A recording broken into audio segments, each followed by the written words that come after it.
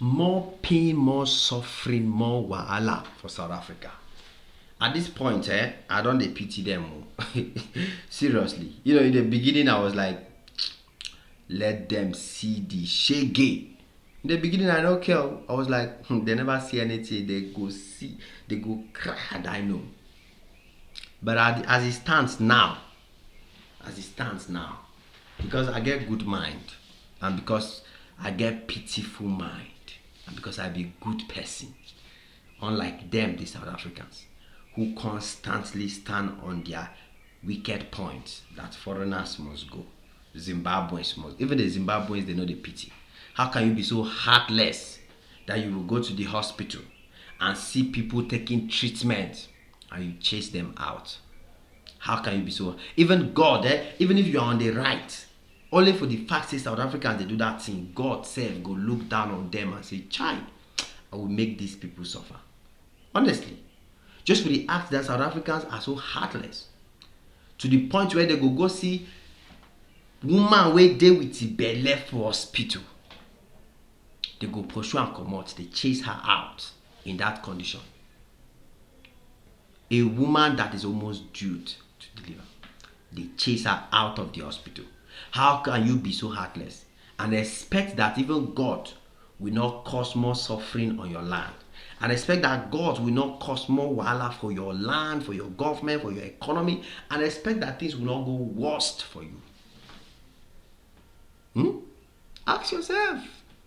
So at the end of the day, when I see all the things that are happening in South Africa now, I am beginning to feel like God is punishing them because they have done too much. It gets the level where you go reach, you go know say you don't do too much.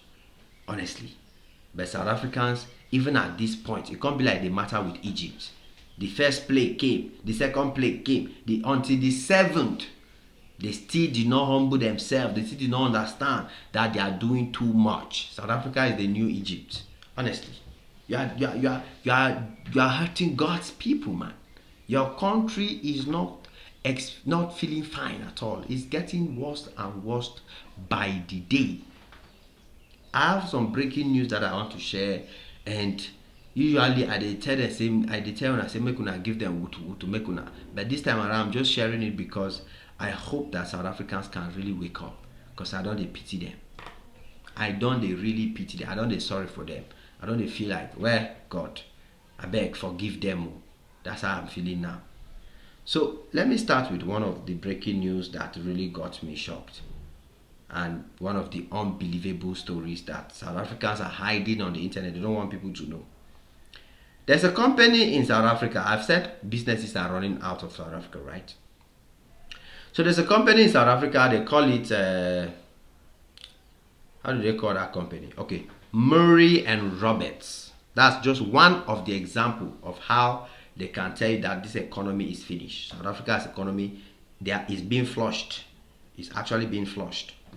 So there's a company in South Africa, they call it Murray and Roberts. This company is one of the whites now. At least if now black company is going out, we will know that it's normal. Black companies cannot last long in South Africa. But when the owners of the economy, the white people, begin to give up on the economy, begin to pack their bags and leave, begin to make it clear that nothing is working for them anymore, know that the country is officially finished. This country is closing down. This South African company is shutting down after 120 years. 120 years. They are completely saying that we are done. We are not doing business in South Africa again. We are shutting down. We are liquidating. We are selling off all our assets. Everything that's in completely down. When I say down, it means down to zero. Even their tables, chairs, everything they get for the company, they are selling everything out because there's no more need to run the business in South Africa again. The country has gone worst. You get the point? The country don't finish. Forget about South Africa. It will take grace for South Africa to come back from this one.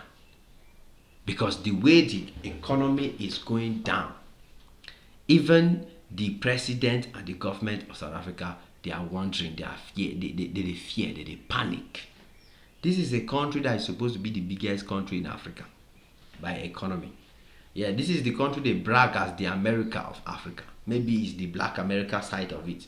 Because if they put those Black America community or state and put my Lagos and Abuja, I will gladly live in Lagos and Abuja than live in those Black American communities. So maybe that comparison of South Africa saying that South Africa is the America of Africa, they are comparing it to those black neighborhoods in America.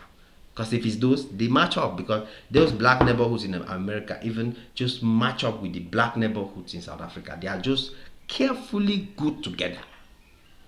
Honestly. So this is a call for alert. This is a call for action. Everybody have to ask themselves question. If the whites who own this country, it's just like you get up one morning. How do they call this their man? The richest man in South Africa. That's the yellow man. You get up one morning and you discover that that man is out of business, or the man is closing down his companies and his businesses to go and invest elsewhere. Then no say you don't finish now. If you get up tomorrow, Dangote say no, all these my investments in Nigeria, I'm selling them. That day, Park and be leaving Nigeria. Nothing good about Nigeria again. If you just get up, Dangote say his refinery, his cement factory, all of his businesses, is liquidating everything and selling everything off to go and establish another business somewhere else. Just forget about Nigeria. Pack and they go, because nothing good. That's exactly the kind of example I'm showing you people here. How can a company of 120 years old just decide to leave when they know that they can actually fight back and continue doing business and continue making money and continue being great? So basically, that company gives up. He said, I give up. I know they do again. My own don't do. When I chop this South Africa, when I collect and chop am. And I've been singing about this. We've been talking about this. When I started saying that companies and businesses are leaving South Africa to Nigeria. South Africa used to be the most important African member of the BRICS. Yes. When the BRICS just started, as a matter of fact, BRICS is because the S is South Africa. So you see that South Africa, when the people sat together and thought that no, we need to create a strong economic bloc, they saw that in Africa, South Africa is the perfect country to be part of that allegiance. And guess what? The perfect country today is now nothing in the BRICS. I'm telling you. It's now nothing. Nigeria has come and overtaken them. Even in that BRICS, Nigeria has become so relevant and so important that majority of the other BRICS countries, Brazil is currently building businesses in Nigeria, building partnerships in Nigeria. Brazil, in Ogun State, there's something Brazil is doing there. And that's not the only project Brazil is doing in Nigeria. China, instead of China to go and build their biggest electric vehicle company in South Africa, they are building it in Nigeria. China is currently going to be producing top standard electric vehicles in Nigeria any moment from now. So, and that's not all. China is currently building with Nigeria one of the highest speed train railways in Africa. In Nigeria. South Africa did there. Nothing there happened. So these are all signs to tell you that when I saw the signs and I said, no, we need to talk about this. South Africans need to be aware that their country is no longer the main place. People are moving. Anybody where they go to South Africa now, you don't get sense. I'll continue saying it. You cannot see Nigeria here. They are building world largest clothing factory, fabric factory. You are going to South Africa. Instead of you to not just go and be looking for a way to negotiate. Once the fabric factory is ready, you start doing business. No, you are going to South Africa. To go and do what? To go and be attacked by Dudula movement, attacked by Xenophobia, and all the people that are moving around disturbing places. Think! You're supposed to think. These are all the evidence that I've been seeing since, and I've been telling South Africans that your country is no longer what you thought it is. It's in more crisis. It's losing more. It's suffering more. And it's simple because South Africans got up one morning and said, instead of us to fix the problem, instead of us to ask the government to fix the problems of their country, let us attack Nigerians. Let us be xenophobic. Let us blame foreigners. Let us attack every foreigner and make sure that we chase them away and leave the country to ourselves. How much do you have? How many of you live on government grants? You live on government grants. They give you money to survive. Majority of black South Africans, you only survive because the government gives you money every month. Now that money you want to go, they do shopping. Now that money you want to go buy land, build house, do business. Those foreigners are the ones keeping your country up. And now that you have made it uncomfortable for them, businesses are going down, the economy is going down. I hope you guys wake up and stop. If not, you'll wake up to see your country completely finish. It is what it is. Your boy Jim Max on this one again. Smash the like button, smash the notification bell.